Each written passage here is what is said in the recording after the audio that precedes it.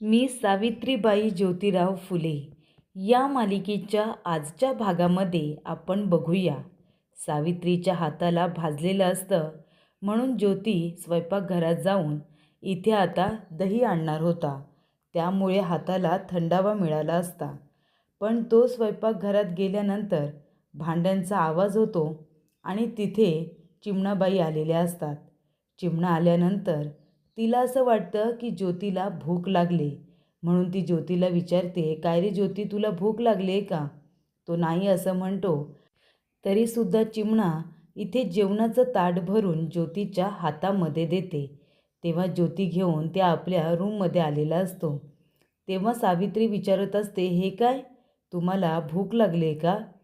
तेव्हा ज्योती म्हणतो, नाही भूक नाही लागली, पण मी स्वयंपाकघरामध्ये गेलो तर आईला वाटलं मला भूक लागली, म्हणून तिने जेवणाचं ताट भरलं आणि दिलं जेवायला. ती म्हणते, खा मग आता. ज्योती म्हणतो, नाही नको सावित्री, मला नको, तू घे बरं, तू खा, मी आलोच हा लगेच. तेव्हा ज्योती पुन्हा बाहेर जातो.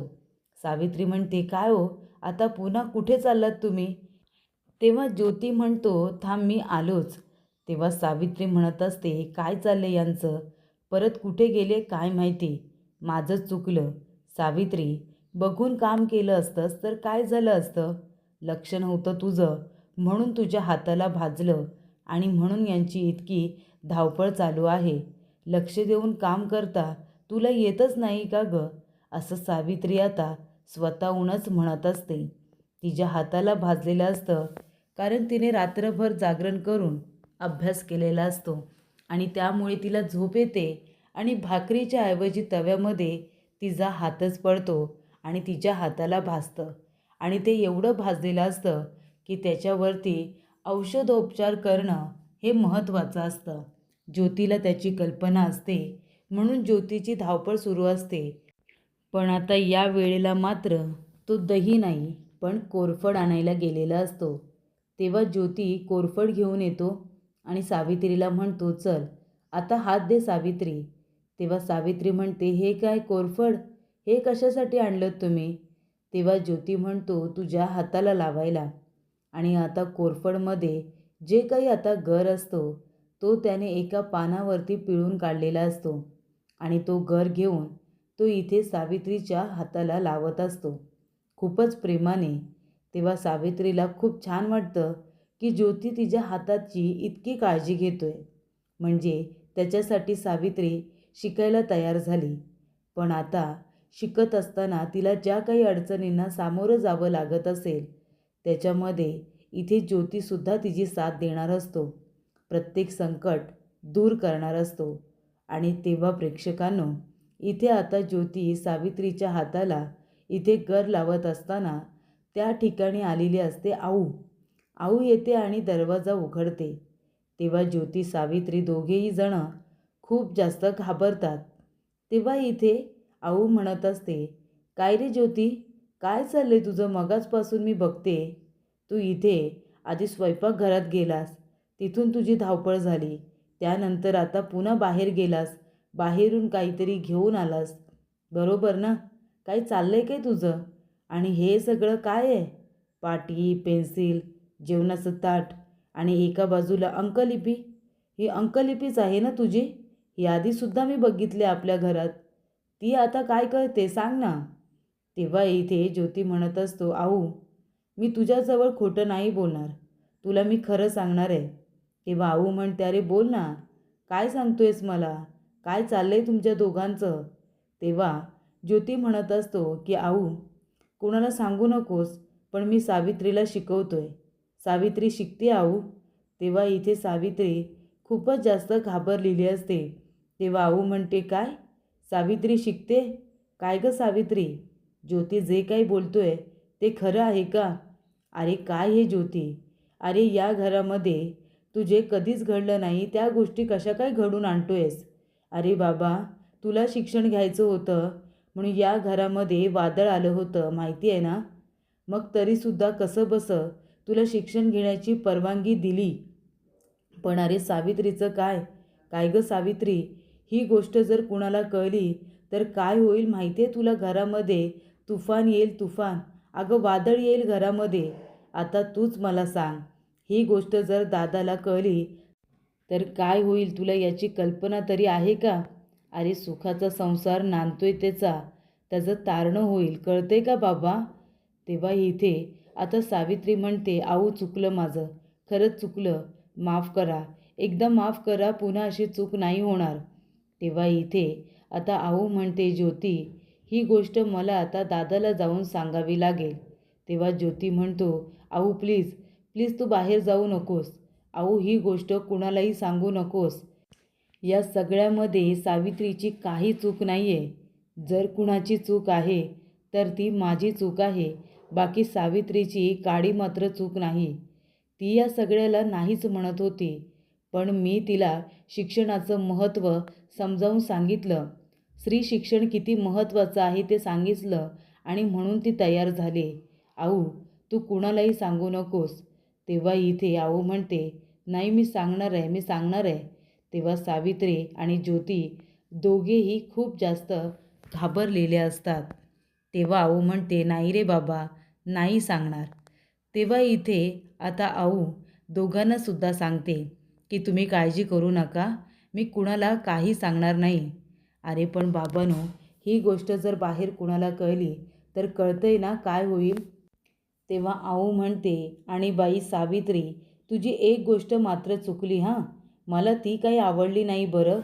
तेव्हा सावित्री म्हणते, आऊ काय चुकलं माझं? तेव्हा आऊ म्हणते, अगं कुठल्याही चांगल्या कामाची सुरुवात करायच्या आधी मोठ्यांचा आशीर्वाद घ्यायचा असतो, पाया पडायचं असतं. तू तर माझा आशीर्वादच घेतला नाहीस गं. तेव्हा इथे सावित्री म्हणते, हो आऊ, बरोबर बोलताय तुम्ही, चुकलंच माझं. आणि इथे सावित्री आऊच्या आता पाया पडते आणि तिचा आशीर्वाद घेते. तेव्हा प्रेक्षकांनो, इथे आता सावित्री म्हणत असते की आऊ, बरं झालं निदान तुम्ही तरी आमची साथ दिलीत. तेव्हा इथे आऊ म्हणत असते, सावित्री पण एक गोष्ट लक्षात ठेव बाई, अगं ही गोष्ट तुम्हाला दिसते एवढी सोपी नाही गं. ज्योतीच्या वेळेला काय झालं होतं माहिती आहे ना? दादाचा मारसुद्धा खाल्ला होता त्याने शिक्षणासाठी. मग आता तुझी गोष्ट जर कुणाला कळली तर काय होईल? तेव्हा ज्योती म्हणतो, त्याची कल्पना आहे म्हणूनच रात्रीचा सराव सुरू आहे ना. तेव्हा आऊ म्हणते, सावित्री ही गोष्ट जर कुणाला कळली तर बाई, जसा इथे आता ज्योतीने सगळ्यांना त्याची बाजू पटवून दिली होती, त्याने स्वतः जे काही करायचं ठरवलं होतं त्यासाठी तो पूर्णपणे तयार होता. त्याने सगळं काही आपल्यावरती घेतलं, ती जबाबदारी त्याने घेतली.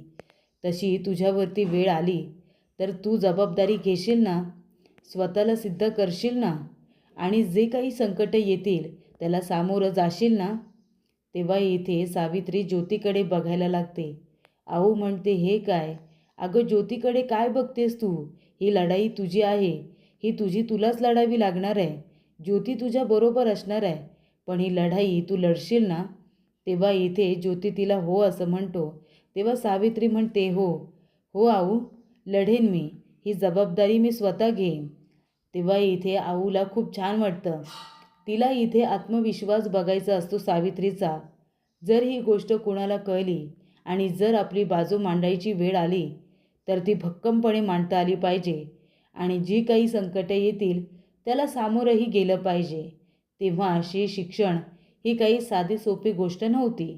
त्यानंतर इथे ज्योती म्हणत असतो की सावित्री, आता आऊचं पाठबळ आहे तुला, आता अजून जोमाने अभ्यास कर. तेव्हा इथे आऊ म्हणत असते, पण आता रात्रीचा अभ्यास बास झाला. रात्रीचा अभ्यास करते आणि दिवसभर तिला डोळ्यावरती झोप असते, हात पण भाजला तिचा. आता तू एक काम करायचं, मी आहे तुझ्याबरोबर, माझ्या खोलीत येऊन अभ्यास करायचा, मी लक्ष ठेवेन असं आऊ सांगते. त्यानंतर ज्योती शाळेत जायला निघालेला असतो. तेव्हा सावित्री येते. सावित्रीला ज्योती म्हणतो, हात बघू. तेव्हा इथे सावित्री म्हणत असते, आऊ हात काय बघताय, कुणी बघितलं तर काय म्हणतील, हात बरा आहे माझा आता. तेव्हा ज्योती म्हणतो, बरं ठीक आहे, हाताची काळजी घे, हाताकडे दुर्लक्ष करू नकोस, कळलं ना. तेव्हा सावित्री म्हणते, हो कळलं. तेव्हा इथे ज्योती शाळेत गेल्यानंतर चिमणाबाई म्हणत असते की ज्योती सावित्रीला असं का म्हणाला, हाताची काळजी घ्या म्हणून, काय झालं हाताला? चिमणाला कामाच्या नादात हे सुद्धा माहिती नसतं की सावित्रीचा हात इतका भाजलाय. त्यानंतर इथे आता मल्हार आलेले असतात. ते 2 पोती इथे आता बाजरी घेऊन आलेले असतात. तेव्हा दादा म्हणत असतात की चिमणाबाई, अहो जरा पाणी द्या हो प्यायला. तेव्हा चिमणा पाणी प्यायला देते. तेव्हा दादा म्हणत असतात की मी मल्हारला सांगितलं होतं 2 पोती इथे बाजरी घेऊन आलोय. ती बाजरी साफ करा आणि कणगीमध्ये भरून ठेवा. आणि हे बघा, एकट्याने करत बसू नका. 2-2 सुना आहेत ना हाताशी, त्यांना हाताशी घ्या आणि मग ती कामं करा. तेव्हा इथे आता चिमणा म्हणत असते की पारूचं ठीक आहे, पारू सांगितलेलं ऐकते. पण सावित्रीचं काय चालू असतं काय माहिती. कामं झाल्यानंतर 2 मिनटं बोलायलासुद्धा थांबत नाही. लगेच पळून तिच्या खोलीमध्ये जाते. काय सुरू असतं काही कळत नाही. तेव्हा इथे आता सावित्रीची सगळी कामं उरकलेली असतात. तेव्हा हाताला ती पुन्हा एकदा कोरफड लावते आणि ती आऊच्या खोलीमध्ये येते. आऊला म्हणते, आऊ मी आले. आऊ म्हणते, उरकली सगळी कामं. तेव्हा सावित्री म्हणते, हो. तेव्हा इथे सावित्री म्हणत असते, मी कुठे इथे सरावाला बसू. तेव्हा आऊ म्हणते, ते बघ तिथे कपाट आहे ना, त्याच्यात तिथे तू सरावाला बस, म्हणजे कुणाला दिसणार नाहीस. आणि कुणी जर विचारलं तर बाहेर आहेच मी लक्ष ठेवायला, नाही का. जा बरं तिथे जाऊन बस. तेव्हा इथे सावित्री आता एका बाजूला अभ्यासासाठी बसलेली असते आणि त्यानंतर आऊ इथे बाहेर आता आपलं काम करत बसलेले असते. तेवढ्यातच तिथे रडत रडत गणू आलेला असतो. तेव्हा तो म्हणत असतो, आऊ मला लागलं. तेव्हा आऊ म्हणते, काय झालं, पडलास का तू. तो म्हणतो, नाही. तेव्हा आऊ म्हणते, पडला नाहीस मग लागलं कसं तुझ्या पायाला. बघू म्हणते, मी घालवते आता त्याचं दुखणं घालवते. आला मंतर जादू मंतर छू, असं आता आऊ म्हणते आणि दुखणं पळून लावत असते. ती म्हणते, गेलं का दुखणं. तेव्हा इथे गणू म्हणतो, नाही नाही गेलं, दुखतंय अजून. आऊ म्हणते, तू इथे बस मी त्याला औषध लावायला आणते. तेव्हा इथे गणू खेळत खेळत आऊच्या खोलीमध्ये आलेला असतो. तेव्हा इथे सावित्री सराव करत असते. ती म्हणत असते, गणपतीचा.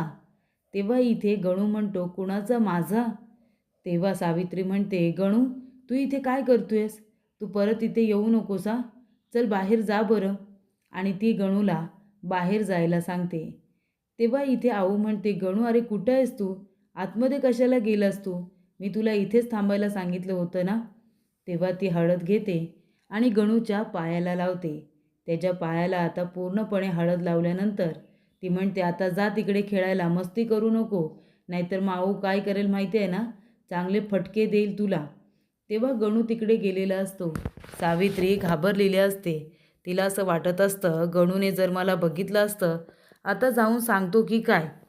त्यानंतर इथे ज्योती आलेला असतो. ज्योती म्हणतो, आऊ सावित्री कुठे आहे. तर ती आता सराव करत बसले, थांब बोलवते मी तिला. ज्योती म्हणतो, नाही नको नको, मीच जाऊन बघतो. तेव्हा ज्योती आता हळू दबक्या पावलांनी आतमध्ये येतो आणि बघत असतो. तर इथे आता सावित्री व्यवस्थित तिची प्रॅक्टिस करत असते आणि ती आता इथे पाणी हा शब्द लिहिते. तेव्हा ज्योती बघत असतो की ती कशा पद्धतीने अभ्यास करते आणि कशा पद्धतीने सराव सुरू आहे. तेव्हा प्रेक्षकांनो, इथे आता ज्योतीला खूपच छान वाटतं की ती मन लावून इथे अभ्यास करत असते. पुढील भागामध्ये इथे आता सावित्रीचा खडू गणूच्या हातात आलेला असतो.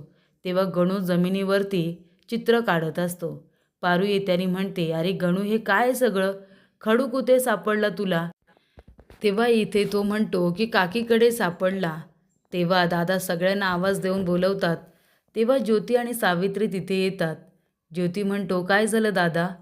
तेव्हा दादा म्हणत असतात की हा खडू आपल्या गणूकडे सापडला. सुनबाई हा खडू तुमच्याकडे कसा काय आला. तेव्हा इथे ज्योती म्हणत असतो की दादा, अहो माझा खडू आहे तो, मी अभ्यास करताना राहिला असेल, तो गणूला सापडला असेल, म्हणून काय झालं, द्या तो माझ्याकडे. तेव्हा गणू म्हणतो, नाही मला तुझ्याकडे नाही सापडला, हा खडू मला काकीकडे सापडला, ती पाटीवरती लिहित होती ना तेव्हा सापडला मला. तेव्हा प्रेक्षकांनो, इथे आता गणूने सगळं खरं सांगितलेलं असतं. त्यामुळे सावित्री खूप घाबरलेली असते आणि घरातले सगळेजण तिच्याकडे आता आश्चर्याने बघत असतात.